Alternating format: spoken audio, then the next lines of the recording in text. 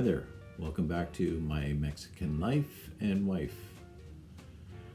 This is a follow-up video, and it's in regards to going back to Queretaro, Mexico, and I'm going to celebrate New Year's Eve with Rebecca and her family.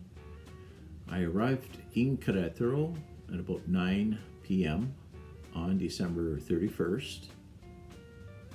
It was a bit of a long flight. Had a layover in Houston for a couple hours, but it wasn't too bad. I actually enjoyed it. And so when Rebecca and her mom, Rosie, picked me up at the airport in Queretaro International, we went to our Airbnb in Milenio Tres. So it's not too far from El Marquez, where typically Rebecca stays in Ramachi gated community, but they were going to have a fiesta for celebrating the New Year's Eve there.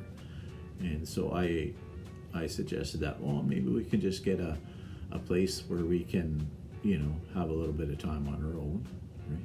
So we did, and so we ended up going there first, just so I can freshen up, have a little shower, change of clothes prior to the fiesta. Again, Rebecca was a little bit nervous because now I'll be meeting more of the extended family, her brothers, one of them anyway, and so I got all done, cleaned up, primmed and pretty. And so we went over. Probably got there about 10:30, close to 11. I met most of the family, and the family met the gringo, as some of her relatives thought maybe I was, but of course I'm more Quiriniense than gringo. So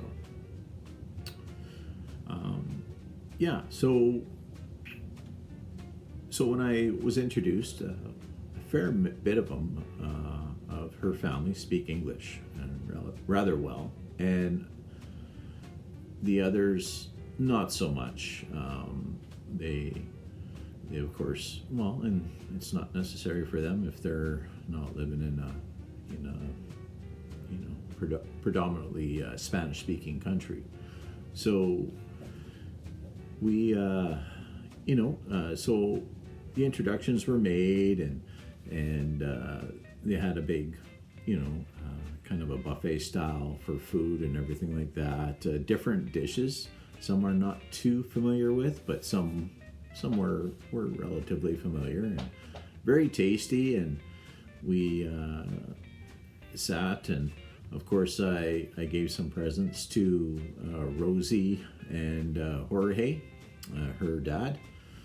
I brought down a bottle of Crown Royal whiskey, some good Canadian whiskey from good old Manitoba there. So, yeah, and of course he had a taste of that, and it went down pretty smooth. He enjoyed it. Some broso. And, so met a few of her cousins, and then I met her brother, whose also name is Jorge. Now, Mexicans, typically, they can have two surnames. It's usually the mom and dad, their surnames. And also, they can have, like, Jorge Isaac. Jorge Isaac is her brother's, name and first name, middle name and first name. So he's a great man. He had his family there, so his wife and two sons, and so I got to meet them. Turns out he's a big Blue Jays fan. Who would have guessed, eh? I don't know. But so it was good. We did we did some games, and they bought little gifts and stuff like that for the winners of the games. So that was fun. they like to play cards. We it was the big countdown, and I'm not too familiar with this, but I guess it's not unusual.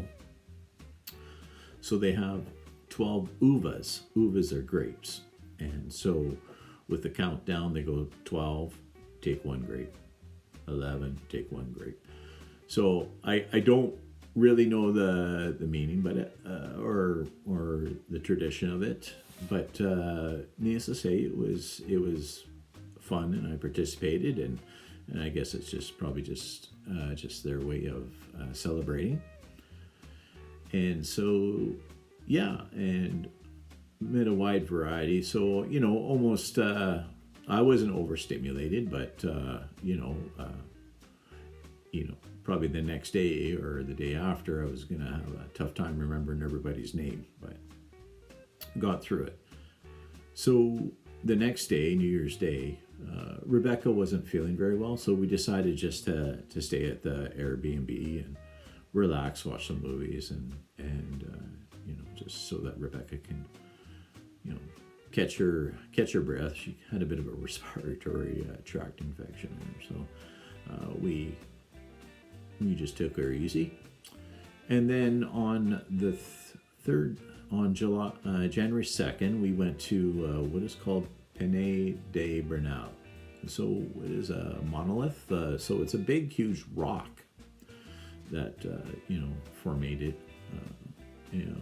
formed when many years ago, and it's like the third biggest on this side hemisphere of the Earth here. So it's third biggest rock, and so it's similar to like the one that in Brazil there, where Jesus Christ is on top of. That's one of those monoliths. And so we went there. We went with Rosie and Jorge, and we had an adventurous ride out there. And we met the rest of the family first for kind of like a brunch, and so we had a variety of different dishes. I can't really remember what I had. I know I had some carne, and then I had some kind of like corn fungus. I can't remember the name of it, but it was, at first I hesitated, but I thought, well, you know what, let's do it, because I'm going to be part of this. Let's do it. I want to try it. So it ended up not being too bad. I can't really remember it though, because I haven't had it since.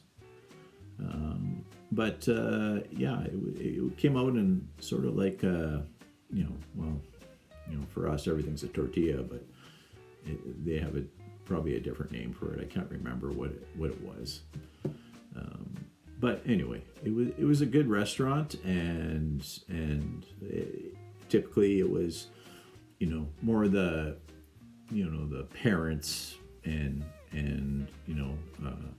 their siblings sat together, and then it was all the cousins that kind of sat at one table, and their spouses. And so I was sitting with Rebecca and some of the cousins, and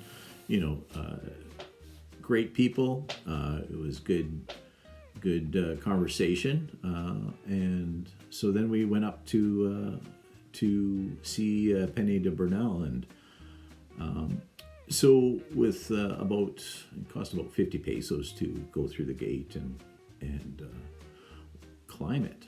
And I said, well, let's do it. Come on, let's go. And only, well, actually there was a couple others, Joaquim and Patricio and Memo. We're all in. So by the end of it, basically Memo and I were the only ones that went to the top. Well, the top that tourists should only go to. So yeah, it was fantastic. What a great view. I could see quite a bit of, all around the Queretaro state. And yeah, it was just fantastic. And needless to say, when we went back down, they have all kinds of like stands and that, and we basically pounded back a nice cerveza. It was very tasty. Most of the family, I guess, were kind of planning to do some wine and cheese. I didn't really know about that, so I guess we might have made them a little bit late. So, but we did. We went to because Queretaro is known for like some wineries and wine estates and stuff like that. So, so we went there. We had some cheese nibbles and some wine, and it was pretty good. And then we went to a restaurant as well that day, and had it was just great, and just a good first meeting with everybody, and I really enjoyed it, and I felt welcomed. Like, honestly, like, her family just opened up and open arms and didn't treat me like a stranger or anything like that, or a gringo. I was part of the family right away. It felt so warm, and I was happy to be there. So then we, both Rebecca and I, we went back because family was staying at Ramachi, so we decided to stay in the Airbnb a few more nights. And then in Bernal, they were talking about like what other things was Rebecca and I going to do, and they suggested that we pack up and go to what is San Miguel de Allende, and it's a little town in the state of Guanajuato, and so it's actually quite known for actually a lot of expats, like American, Canadian expats that kind of hang there, and it's central, and it's not a big town. It's, I don't know, more or less not even 50,000, I don't think, but very, very colonial. It had a big play in Mexican independence as well. And so I thought, well, yeah, let's go. Like, why not? Let's check it out. And so Rebecca and I, we went and drove there. San Miguel is quite a hilly little town. It has and cobblestone as well, right? So it's really old colonial, and we just I just really enjoyed it there. We went to the great big pink church there, the Iglesia, and saw some Mexican, I guess like kind of I don't know if it was a community event or what, or a folk festival, but a lot of bands playing in the middle there and dancing, and I don't know, maybe that's just Mexico, period. Maybe that's what they do, and so we participated. I grabbed Rebecca. I said, "Let's go." I don't know how to dance, but let's try it out, and so I did my best salsa, whatever we could do, and it was a lot of fun. We ate at an Italian restaurant there, Mexican Italian. So it was pretty good, and we stayed at a posada. So a posada is like it's basically like a hotel in, like, you get like just it's not a big place, not a big hotel or anything like that. It's just like it's not even a motel. It's like maybe 6 rooms in a home or something like that. And so it was clean. It was good. We had to park a little further away, but it was free. So walking around was pretty easy in San Miguel de Allende. I wasn't too lost or anything like that. And then we did buy some artifacts there because, I want a piece of Mexico to bring back to Edmonton for the time being. And then I tried the Mexican like the corn on the cob with mayonnaise and all kinds of spices and stuff like that. Oh my God, that was really good. I was very surprised at that. Like esquito, no, yeah, I think it was elotes. I can't remember what it was. I think it's similar to that, but oh yeah, street vendor food. Like why wouldn't you try that?